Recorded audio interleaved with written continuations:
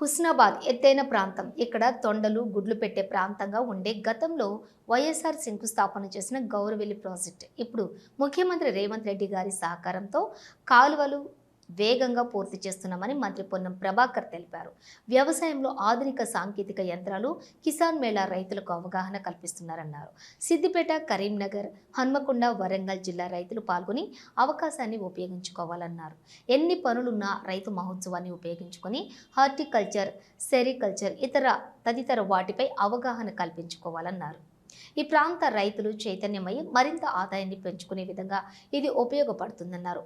విద్యాలయాలను పెంచడం, ఉపాధి అవకాశాలు మెరుగుపరచడానికి కృషి చేయడం, కొండలు గుట్టలతో ఉన్న ఇక్కడి టూరిజం అభివృద్ధి చేయడం, ఈ ప్రాంతం 90% పాడి పశువులతో ఉన్న ఇక్కడ మరింత అన్ని రంగాల్లో కూడా అభివృద్ధి చేస్తామన్నారు.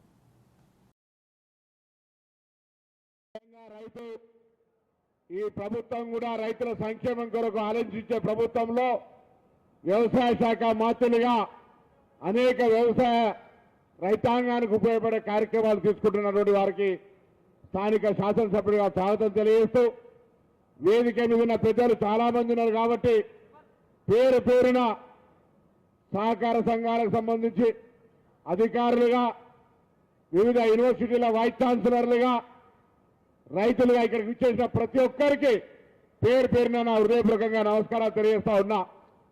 హుస్నాబాద్ ఎత్తైన ప్రాంతం. ఈ ప్రాంతానికి సంబంధించి జంగా రాఘవరెడ్డి గారు చెప్తున్నట్టుగా తొండలు గుడ్డు పెట్టే ప్రాంతం అంటారు, కానీ ఇక్కడ కూడా కొంత గొప్ప హార్టికల్చర్ ఉండే.